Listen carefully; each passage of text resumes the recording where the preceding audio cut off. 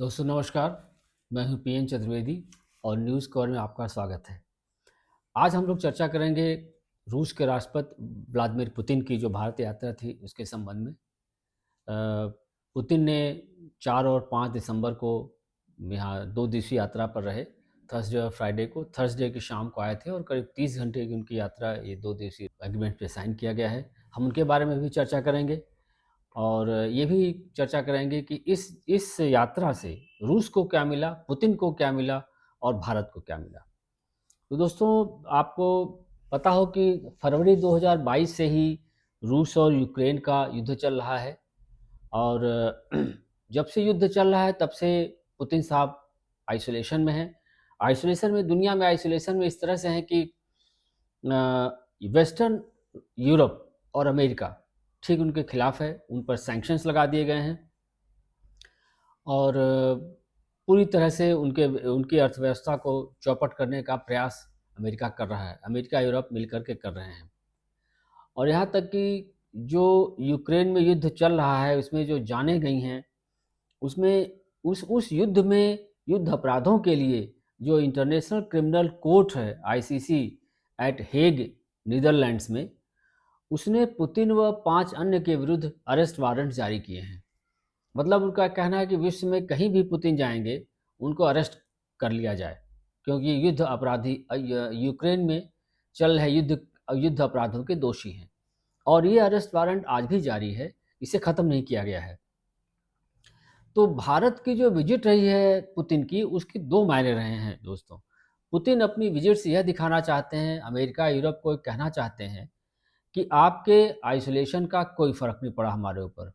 एक तरह से धत्ता बताते हुए अमेरिका यूरोप को वो इंडिया आए हैं और उनका ये कहना है कि उनका ये सोचना है कि दुनिया ये समझ रही है कि पूरी आधी दुनिया जो है वो तो रूस उसके साथ खड़ा है।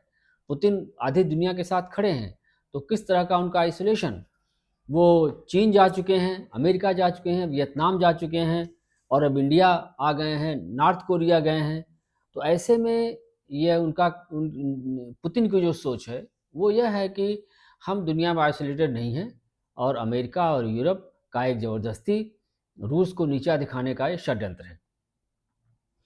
इस बीच में पुतिन जी जो ये दर्शाना चाहते हैं कि उनकी दुनिया में स्वीकार्यता है, उसको भारत में बड़ा जोर मिला है। भारत 1.5 अरब लोगों की एक बहुत लार्जेस्ट डेमोक्रेसी ऑफ दुनिया है, दुनिया की लार्जेस्ट डेमोक्रेसी है और इसमें आने पर यहाँ भारत ने जैसे स्वागत किया है, प्रधानमंत्री नरेंद्र मोदी ने उनको हग किया है, गले मिले हैं जिस तरह से, वो बड़ा ही वाइब्रेंट गया है उसका इम्प्रेशन दुनिया में और यूरोप और अमेरिका ने तो इसे बिल्कुल पसंद तो नहीं किया होगा। तो इस मामले में पुतिन की जीत है कि पुतिन जो ऑप्टिक्स तैयार करना चाह रहे थे, जो ऑप्टिक्स दिखाना चाहते थे दुनिया को भारत आकर के, उससे वो सफल रहे हैं।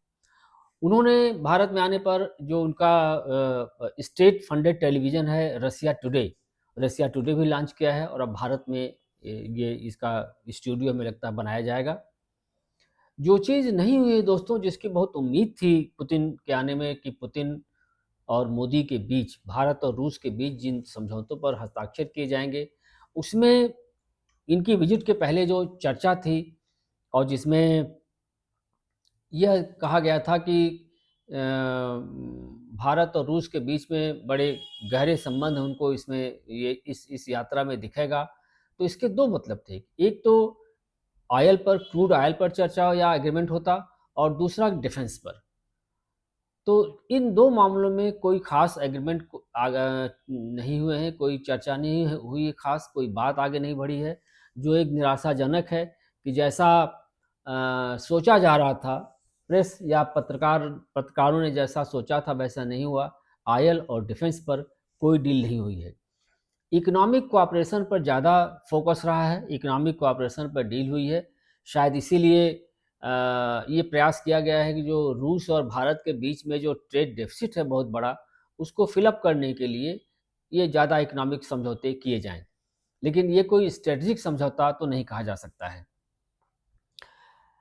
जबकि उम्मीद ये थी और इसका हाइप क्रिएट किया गया था कि बहुत बड़ी डिफेंस डील होने वाली है रूस के साथ, जिसमें ये कहा जा रहा था कि जो S-400 हैं वो उनकी सप्लाई जल्दी होगी। भारत ने यूक्रेन युद्ध के पहले ही 5 S-400 का ऑर्डर दिया है।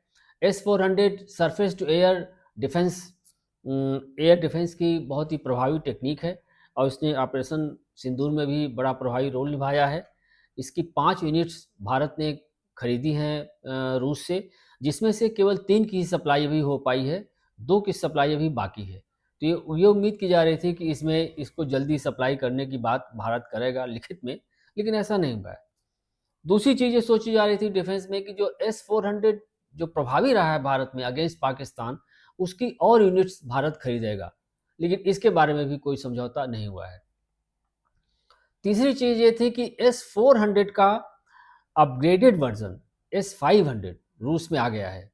तो ये आशा जताई जा रही थी कि इस बार पुतिन और मोदी जी के एग्रीमेंट में, उनके बीच में जो वार्ता होगी, उसमें भारत S-500 की कुछ यूनिट्स के भी ऑर्डर देगा या एग्रीमेंट कर लेगा। लेकिन S-500 पर भी कोई चर्चा नहीं रही है। और इसके बाद जो सबसे महत्वपूर्ण चीज़ थी, जो कि state of the art technology है एयर डिफेंस सिस्टम में, एयर अटैक में, वो फाइटर जेट्स। और उस फाइटर जेट में जो 5th जनरेशन का फाइटर जेट है रूस का Su-57, ऐसा माना जा रहा था कि उसकी खरीद के बारे में भी कोई एग्रीमेंट या कोई प्रारंभिक वार्ता होगी, लेकिन उसके बारे में प्रारंभिक वार्ता भी कोई नहीं हुई है। हालांकि इस विजिट में एक बात पर बहुत जोर दिया गया है, वो रही है special and privilege strategic partnership, SPSP, special and privileged strategic partnership. कि ये बहुत बहुत इसका बड़ा फोकस किया गया, बड़ी ऑप्टिक्स तैयार की गई कि बहुत बड़ा हमने special and privilege strategic partnership अपनी मेंटेन की है। लेकिन ऐसा एग्रीमेंट के माध्यम से कुछ ऐसा लगा नहीं कि ऐसा किया जा रहा है। मोटे मोटे तौर पर जो एग्रीमेंट्स किए गए वो यूँ रहे कि Russia India economic cooperation program रहा, जिसमें ये कहा गया कि 2030 तक भारत और रूस अपने जो बायलेटरल ट्रेड है उसको $100 बिलियन तक ले जाएंगे। यानी 68.7 या 69 बिलियन डॉलर से लेकर के $100 बिलियन तक लेके जाएंगे। क्रिटिकल मिनरल्स और सप्लाई चेन्स के बारे में एग्रीमेंट हुए हैं। फार्मास्यूटिकल्स के बारे में एग्रीमेंट हुए हैं। भारत में आप जानते हैं कि भारत जेनरिक दवाइयों को सस्ते दरों पर तैयार करता है। रूस में दवाइयों की कमी भी रहती है और भारत की जेनरिक दवाइयाँ मोस्टली दवाइयाँ अमेरिका चली जाती थी, लेकिन अमेरिका ने जो बैन लगा दिया है, जो 50% का टैरिफ लगा दिया, हालांकि फार्मास्यूटिकल टैरिफ उतना नहीं लगाया है। अमेरिका भी बहुत चालाक देश है, जो उसको दवाइयाँ चाहिए तो उस पर उसे टैरिफ कम रखा हुआ है। लेकिन भारत एक अपनी नई मार्केट खोज रहा है और उसके लिए बहुत ही सही कदम उठाया गया है कि रूस के साथ फार्मास्यूटिकल्स पर समझौता किया गया है। इसमें रसिया के कलुगा रीजन में, कलुगा क्षेत्र में रसिया और इंडिया मिल करके एक ज्वाइंट फैक्ट्री लगाएंगे, ज्वाइंट वेंचर लगाएंगे और वहाँ ये दवाइयों का प्रोडक्शन किया जाएगा। लेकिन मुख्य जो मेजर एग्रीमेंट्स हैं उनमें कोई चर्चा नहीं है। मुख्य एग्रीमेंट्स में हम क्या समझते हैं, मोस्टली 2 चीज़ें हैं दोस्तों। एक क्रूड ऑयल पर समझौता और दूसरा डिफेंस पर समझौता। तो क्रूड ऑयल पे समझौता में आप यूँ समझिए कि भारत और रूस का ट्रेड 2020 में कुल 8 बिलियन डॉलर के आसपास का था, 8.1 बिलियन डॉलर। लेकिन 4 साल के अंदर ही 2025 में, यानी फिस्कल ईयर 24-25 के एंड में, मार्च 2025 में यह बायलेटरल ट्रेड बढ़ करके 68.7 बिलियन डॉलर्स हो गया है। 8.1 बिलियन डॉलर्स से बढ़कर 68.7 बिलियन डॉलर्स तक पहुंच गया है। ये अचानक क्या हुआ? अचानक सिर्फ एक चीज़ हुई इस बीच में कि जब 2022 में रूस यूक्रेन युद्ध शुरू हो गया, तो उस युद्ध में जब वेस्ट ने और अमेरिका ने मिलकर रूस की इकानमी पर कुठाराघात किया सैंक्शंस लगाकर, तो रूस ने भारत को सस्ती दरों पर अपना तेल बेचना शुरू कर दिया और इतनी 1/3 सस्ती दरों पर तेल बेच दिया। और इससे क्या हुआ कि भारत को इतना सस्ता जब समझौता मिला तो भारत ने खूब तेल खरीदी की और उस तेल खरीदी की वजह से ही स्थिति ये रही कि 2024-25 में जो बायलेटरल ट्रेड रही भारत और रूस की, वो 68.7 बिलियन डॉलर्स रह गई, मतलब कई गुना बढ़ गई, आप समझ सकते हैं इसमें। लेकिन जो जो इम्पोर्ट रहा वो भारत बहुत ज़्यादा इंपोर्ट किया है और एक्सपोर्ट बहुत कम किया है रूस को। इस $68.7 बिलियन में भारत ने जो सामान बेचा है रूस को, वो मात्र $5 बिलियन का है और भारत ने जो सामान खरीदा है रूस से, वो करीब-करीब $63 बिलियन का है। तो आप समझ सकते हैं कि कितना बड़ा ट्रेड डेफ़िसिट है भारत और रूस के बीच में। यह इस मुद्दे पर भी भारत और रूस के बीच में चर्चा हुई है कि कुछ ऐसे तकनीक, ऐसे तरीके अपनाए जाएँ, जिससे कि हमें हमारा जो ट्रेड डेफ़िसिट है, ये कम हो सके। इस बीच में थोड़ी दिक्कतें हैं, वो यह है कि ख़ासकर अमेरिका नहीं चाहता कि भारत रूस से तेल खरीदे। अमेरिका के पास एक स्क्यूड लॉजिक है, एक गलत लॉजिक है और वो ये कहता है कि रूस से जो तेल भारत खरीदता है और रूस से तेल खरीदकर भारत जो पैसा रूस को देता है, उसी पैसे से रूस यूक्रेन के खिलाफ युद्ध लड़ रहा है। तो उसका कहना है कि the Russian war machine is running because of Indian purchases of crude oil from Russia. तो ये अमेरिका का अप्रोच है जो बिल्कुल गलत है। इसको ट्रंप ने भी सॉरी ट्रंप नहीं, पुतिन ने भी कहा है कि जब अमेरिका खुद रूस से न्यूक्लियर फ्यूल खरीदता है, जब पूरा यूरोप रूस से एनर्जी नीड्स खरीदता है, अपने एनर्जी नीड्स के लिए सप्लाईज़ लेता है, तो इंडिया को क्रूड ऑयल खरीदने पर क्यों रोका जा रहा है? अमेरिका को कोई अधिकार नहीं है कि भारत को ये रूस से क्रूड ऑयल खरीदने में या किसी अन्य देश से रूट क्रूड ऑयल खरीदने में रोके, क्योंकि भारत अपनी एनर्जी नीड्स के अनुसार इंपोर्ट करेगा। तो यह अब देखें कहाँ तक भारत इस बात को मानता है, कहाँ तक रूस इस बात को प्रेशराइज़ कर सकता है। इसलिए अब ये अब 1-2 महीने में पता चलेगा कि क्या स्थिति है, कहाँ तक हो पाया है। लेकिन हमें ये समझना होगा कि भारत का जो इम्पोर्ट है, वो बहुत अधिक है, भारत का एक्सपोर्ट बहुत कम है, इसलिए इस गैप को पूरा करना एक बहुत कठिन काम होगा। पुतिन ने रूस के राष्ट्रपति अपने स्टेटमेंट में ये कहा है कि Moscow is ready to ensure uninterrupted oil supplies to India.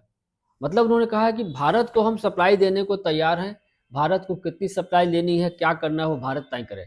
मतलब उन्होंने बाल डाल दी है भारत के गोद में कि भारत ये तय करे कि उसको कितना सप्लाई चाहिए, हम तो देने को तैयार हैं।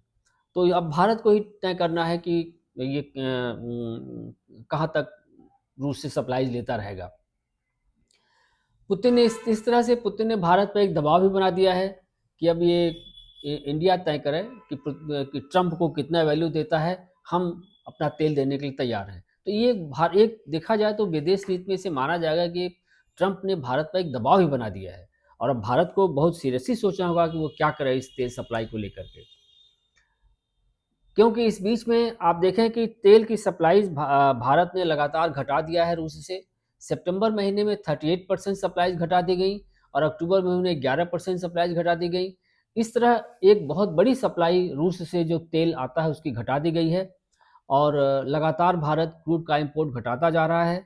जब इम्पोर्ट घटाता जा रहा है तो ये गैप कैसे पूरा होगा ट्रेड डेफ़िसिट का, ये समझ से परे है अभी।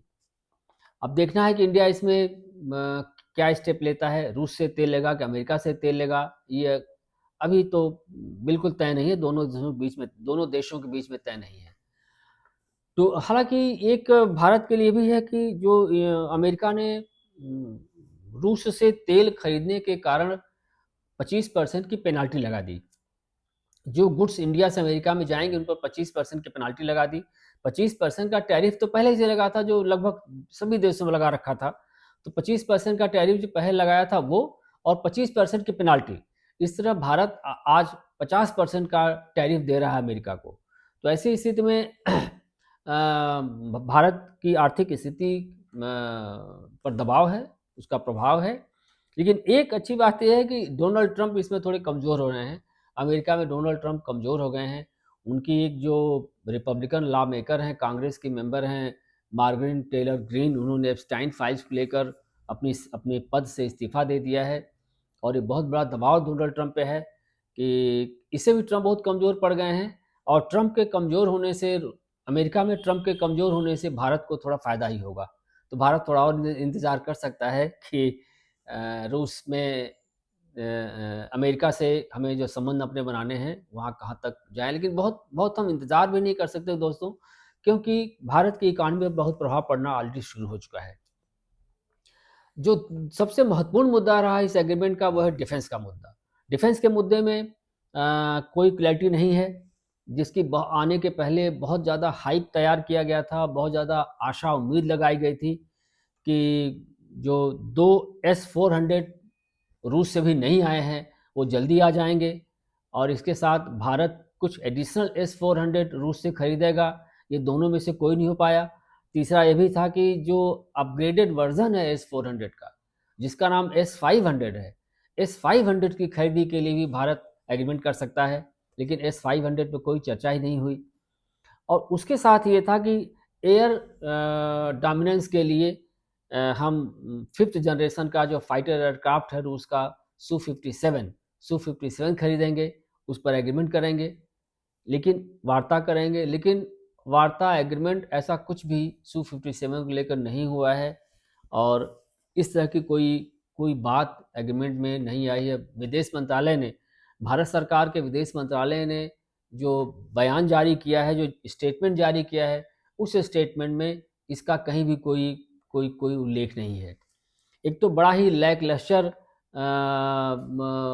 विदेश मंत्रालय का बयान रहा है इसको लेकर के, हम आपसे भी चर्चा करेंगे।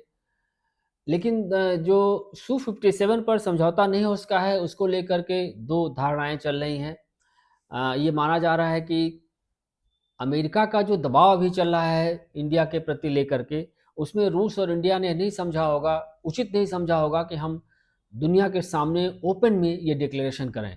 इसलिए ये माना जा रहा है कि हो सकता है कि रूस और इंडिया, यानी पुतिन जी और मोदी जी ने जब वो डिनर पर शाम को गए थे, पर्सनल डिनर पर मोदी जी के, तब वहाँ ये बात हुई हो। क्योंकि जो यूरी उशाकोव हैं, जो क्रेमलिन की फॉरेन पॉलिसी को शेप करने में बड़ा रोल अदा करते हैं, उन्होंने कहा कि जो महत्वपूर्ण और बातें होती हैं, जो अर्जेंट तरह की चर्चाएँ होती हैं, जो सेंसिटिव चर्चाएँ होती हैं, वो चर्चाएँ तो अनौपचारिक डिनर पार्टियों में ही होती हैं। अनौपचारिक मीटिंग में ही, अनौपचारिक मिलने में ही, वन टू वन बातों में ही हो पाती हैं। तो उनका ये इंगित करना है कि ये बातें हो चुकी हैं, लेकिन ये डिक्लेयर नहीं की गई हैं। मोदी जी और श्री पुतिन ने जब अनौपचारिक डिनर आप लोग आपस में कर रहे थे, ये मोदी जी के घर पर, मोदी जी के आवास पर डिनर रखा गया था थर्सडे की रात में ही, उसमें ये बात हुई होगी। अब उशाकोव जी कितने सही हैं, कितने गलत हैं, ये महीने, 2 महीने, 4 महीने में समझ में आएगा। लेकिन फ़िलहाल के लिए तो ये है कि सू-57 पर कोई चर्चा नहीं है।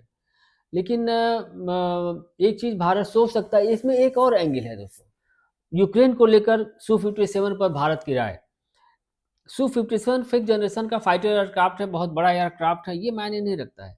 मायने रखता है एयर डिफेंस में कि एयर डोमिनेंस है कि नहीं, आपकी एयर डोमिनेंस है कि नहीं। तो मतलब कि आपकी एयरफोर्स ने दुश्मन की एयरफोर्स को डोमिनेट कर लिया है कि नहीं। इसके लिए 4 साल से यूक्रेन की लड़ाई चल रही है और अभी तक रूस जो है लड़ाई जीत नहीं पाया है। तो आप ये कह सकते हैं कि रूस की एयर डोमिनेंस यूक्रेन पर नहीं है। उसका कारण ये भी है कि ये लड़ाई यूक्रेन और रूस की तो है नहीं। सचमुच में लड़ाई नेटो वर्सेस रूस की लड़ाई है। मतलब अमेरिका इंक्लूडिंग नेटो नेटो की रूस के साथ लड़ाई है यूक्रेनियन सॉइल पे। मतलब यूक्रेन की धरती का इस्तेमाल किया जा रहा है और यूक्रेन की धरती पर रूस और नेटो लड़ाई लड़ रहे हैं। इसलिए भी रूस की एयर डोमिनेंस हो सकता है कि यूक्रेन पर न हो पा रही हो। तो ये एक मुद्दा है और इसलिए भारत को सू-57 क्यों लेना चाहिए? मेरा मानना है कि भारत को सू-57 के बदले के साथ-साथ रूस से साइंस पर एग्रीमेंट करना चाहिए और साइंस को लेकर हमें रूस के साथ आगे बढ़ना चाहिए। क्योंकि आप देखें कि आप में से बहुत लोग जानते होंगे दोस्तों, बहुत लोगों के लिए आश्चर्य होगा कि केवल 3 देश जेट इंजन बनाते हैं दुनिया में। केवल 3 देश, एक अमेरिका, एक रूस और एक ब्रिटेन। अमेरिका, रूस और ब्रिटेन ही 3 ऐसे देश हैं दुनिया में जो जेट इंजन्स बनाते हैं। बाकी सब लोग इनके जेट इंजन्स लेकर अपने फाइटर्स बनाते हैं, चाहे फ्रांस हो, चाहे चीन हो। फ्रांस वगैरह जो हैं, बाकी सब देश अमेरिका से, ब्रिटेन से जेट इंजन्स लेते हैं, और चाइना रूस से जेट इंजन्स लेकर अपने जो उनके JF-17 वगैरह एयरक्राफ्ट हैं 20 वो तैयार करते हैं। तो भारत को चाहिए कि रूस की दोस्ती का फ़ायदा उठा कर के वो साइंस की फील्ड में, जेट इंजन्स तैयार करने की फील्ड में अपनी मित्रता को आगे बढ़ाए। ये दोस्तों, ये मुख्य रूप से ट्रेड पर इस तरह है। अब जब ऑयल पर, डिफेंस पर नहीं हुई बात, तो इतनी सारी मीटिंग्स क्यों हुई?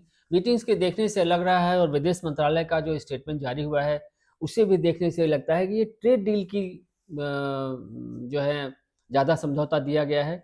जो $100 बिलियन अर्थव्यवस्था को, ट्रेड को करने का समझौता किया गया है, वो इसी पर ध्यान दिया जाएगा, इसी पर फोकस किया गया है कि इस तरह से किया जाए कि भारत की ट्रेड डेफिसिट रूस के अगेंस्ट घटे, जिससे कि इसका मतलब भारत का माल रूस में ज़्यादा बिके, और इस जो हमारा ट्रेड है उसको हम 2030 तक $100 बिलियन तक लेके जा सकें। क्योंकि अभी जो ट्रेड डेफिसिट है उसको it would be highly tough to bridge that gap. ये तो सब लोग मानेंगे इसके लिए। वो ट्रेड डेफिसिट कोई आसान नहीं फिलअप करना, जब तक कि रूस अपने मार्केट को नहीं खोलता है भारत के लिए। लेकिन रूस अपनी मार्केट को खोलने के तैयार है, और जिन और क्षेत्रों में जो मुख्य रूप से बात इसके लिए की गई है जिससे कि मार्केट रूस का खुले इंडिया के लिए, वो है कि शिप बिल्डिंग इन इंडिया होगी, और सिविल न्यूक्लियर एनर्जी जो कुंडनकुलम का तमिलनाडु में न्यूक्लियर पावर प्लांट है उसको लेकर हुई है। वीज़ा फ्री ट्रेवल दोनों देशों के बीच होगा, जिससे कि स्किल्ड वर्कर भारत से रूस में जाएंगे, और रूस को स्किल्ड वर्कर की आवश्यकता है, भारत स्किल्ड वर्कर सप्लाई करेगा। एक और समझौता हुआ है कि पोलर वाटर्स में ट्रेनिंग दी जाएगी। जो इंडियन सी फेयरर्स हैं, पोलर वाटर्स में कैसे ट्रेड करना है वो इसकी ट्रेनिंग लेंगे वहाँ, और क्रिटिकल मिनरल्स के क्षेत्र में भी समझौता किया गया है। एक दूसरी बात रूस ने जो कही दोस्तों, वह कि इंडिया जो है यूरेशियन इकोनॉमिक यूनियन के साथ वो एक फ्री ट्रेड एग्रीमेंट करवाएगा। ये यूरेशियन इकोनॉमिक यूनियन में जो पुराना सोवियत यूनियन था उसके 5-6 देश शामिल हैं, जिसमें रसिया, आर्मेनिया, कजाकिस्तान, किर्गिस्तान और बेलारूस शामिल हैं। तो अगर भारत कोई मार्केट में अगर फ्री ट्रेड एग्रीमेंट ये इसके साथ होता है, यूरेशियन इकोनॉमिक यूनियन के साथ, तो भारत के लिए ठीक है। भारत पर जिस तरह से अमेरिका ने 50% टैरिफ लगा दिया है, अमेरिका ने जो टैरिफ लगा दिया 50% का, वो अमेरिका की भारत के प्रति अनप्रेडिक्टेबिलिटी को बताता है। और अमेरिका ने, जानते हैं, कभी भारत का साथ नहीं दिया है। तो हमें बात हमेशा ध्यान रखनी चाहिए, किसी नीति पर पहुँचने से पहले अमेरिका की प्रेडिक्टेबिलिटी पर ध्यान देना चाहिए। और इसके लिए अगर हमें यूरेशियन इकोनॉमिक यूनियन की मार्केट मिल रही है तो हमें बिल्कुल अपना व्यापार बढ़ाना चाहिए, और उनके साथ अपना ट्रेड बढ़ाकर अपने एक्सपोर्ट्स को बढ़ाने का प्रयास किया जाना चाहिए।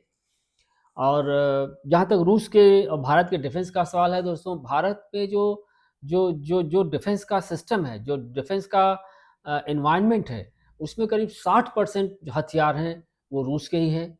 इसलिए रूस का इतना बड़ा स्टेक इंडिया में है कि भारत अभी कई दशक तक चाह कर भी रूस से अलग नहीं हो सकता। इसलिए जो जो पिछले 10 साल में भाजपा सरकार ने गलतियां की हैं कि नॉन अलाइन्ड मूवमेंट को छोड़कर, नॉन अलाइन्ड पॉलिसी को छोड़कर उसने मल्टीपोलर दुनिया की एक नई चीज़ बकना शुरू किया, उसका 10 साल में रिजल्ट आ गया। किस तरह से ट्रंप ने जूते मारकर भगा दिया है भारत को, कितनी बेइज्जती, मतलब ये शब्द कहना बुरा लगता है, लेकिन इतना ही अपमान अमेरिका ने भारत का किया है। तो हमें इस पर सावधान रहना चाहिए। और रूस का जो सेक्टर है डिफेंस का, उसकी रिसर्च में हिस्सा लेकर, उसे रिसर्च में भागीदारी करके अपनी रिसर्चेज को बढ़ाएं।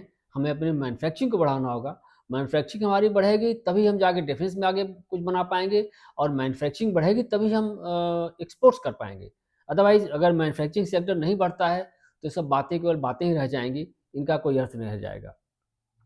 अब एक ही है दोस्तों कि मेजर रूप से कहा जा सकता है जैसा यूरी उशाकोव ने कहा है, और जो दिमित्री पेस्कोव हैं, जो जो जो माउथपीस माने जाते हैं पुतिन जी के, उन्होंने कहा है कि हम भारत से किसी भी हद तक भारत की शर्तें मानने को तैयार हैं, हम किसी भी हद तक समझौता करने के लिए तैयार हैं, ये भारत को तय करना है कि वो किस हद तक समझौता करेगा। तो ये खुला खेल है कि रूस तैयार है, आप जितना समझौता करना चाहें उसके साथ कर लें। तो भारत को इसमें चाहिए कि वो S-400 ले, जो बकाया 2 S-400 है, एडिशनल S-400 का ऑर्डर दे। भले ही ये पर्दे के पीछे चला, पर्दे के पीछे करिए, लेकिन इसको कर लीजिए। S-500 का एग्रीमेंट करिए और Su-57 कम से कम एक स्क्वाड्रन Su-57 का समझौता करना चाहिए। और रूस के साथ एक तरह से ये चाहिए कि साइंस और टेक्नोलॉजी पर एक परमानेंट, एक लंबे समय, एक लॉन्ग टर्म के लिए एग्रीमेंट करके भारत में उस चीज़ की मैन्युफैक्चरिंग शुरू कराए। धन्यवाद दोस्तों, आपसे उम्मीद है कि आप इस वीडियो को लाइक करेंगे, शेयर करेंगे और इसको सब्सक्राइब करें हमारे चैनल को। धन्यवाद।